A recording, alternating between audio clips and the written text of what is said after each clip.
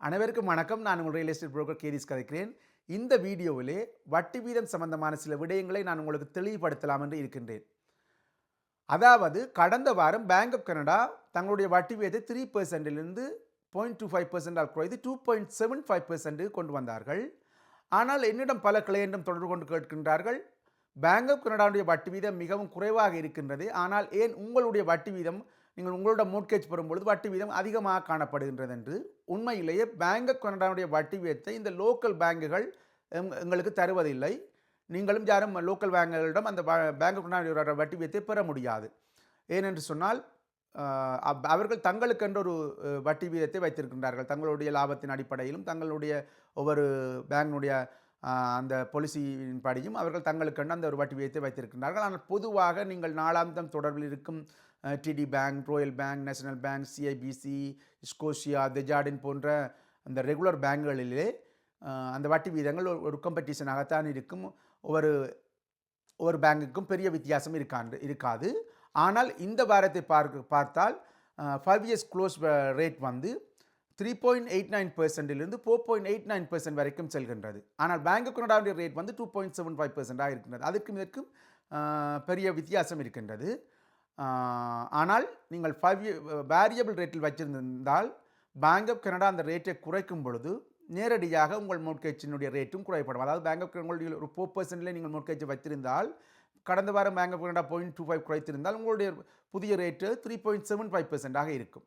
ஆனால் நீங்கள் புதிதாக ஒரு மோட்கேஜை செய்யும் பொழுதோ அல்லது இந்த ஃபிக்ஸ்ட் ரேட்டில் செய்யும் பொழுது அந்த பேங்க் ஆஃப் கனடாவுடைய ரேட் வந்து உங்களுக்கு கிடைக்காது. வேரியபிள் ரேட்டில் வைத்திருந்தால் மட்டும்தான் அந்த அங்கே குறைக்கும் பொழுது இங்கே நேரடியாக இங்கே குறைக்கும். அது கூட அந்த ரேட் உங்களுக்கு தர மாட்டாங்க. அவர்கள் குறைக்கின்ற பெர்சன்டேஜ் உங்களோட ரேட்டிலிருந்து குறையும். அத்துடன் நான் இப்பொழுது குறைந்த வட்டி வீதம் சொன்னேன் 3.89 4.89%. இந்த குறைந்த வட்டி வீதம் அதாவது 3.89, 3.99, 4.09, 4.29, 4.39 இந்த போன்ற இந்த குறைந்த வட்டி வீதங்களிலே சிஎம்ஹெச் மோர்கேஜ் இன்சூரன்ஸை தான் இப்பொழுது செய்யக்கூடியதாக இருக்கின்றது. நீங்கள் அதாவது 5 வீதம், 10 வீதம், 15 வீதம் டவுன் பேமெண்ட் போட்டு வேண்டும். அந்த சிஎம்ஹெச் இன்சூரன்ஸ் மோர்கேஜுக்கு தான் நாங்கள் கொஞ்சம் ரேட் டிஸ்கவுண்டாக எடுக்கக்கூடியதாக இருக்கின்றது. நீங்கள் ஒரு கன்வென்ஷனல் மோர்கேஜை அதாவது 20% போட்டு வேண்டும் பொழுது நீங்கள் அந்த சிஎம்ஹெச் மோர்கேஜ் ஃபீஸை நீங்கள் பே பண்ண வேண்டி வராது. ஆனால் அந்த வட்டியிலேயே சில பாயிண்ட்டுகளிலே கொஞ்சம் கூடுதலாக இருக்கும். அத்துடன் நீங்கள் ஒரு வீட்டை ரீஃபைனான்ஸ் பண்ணும் பொழுதும் நாங்கள் உங்களுக்கு அந்த கன்வென்ஷனல் மோர்கேஜ் தான் செய்யக்கூடியதாக இருக்கும்.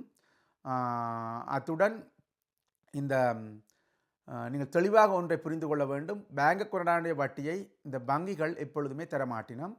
அதில் தெளிவாக இருங்கள். ஆனால் அவர்கள் குறைக்க அதாவது பேங்க் ஆஃப் கனடா வட்டியை குறைக்க இந்த வங்கிகளும் தங்கள் வட்டியிலே மாற்றங்களை கொண்டு வருவார்கள். உடனடியாக இல்லாவிட்டாலும் சில வாரங்களிலே சில மாதங்களிலே தங்களுடைய ரேட்டுகளிலே அட்ஜஸ்ட்மெண்ட்டை செய்து கொண்டு வருவார்கள்.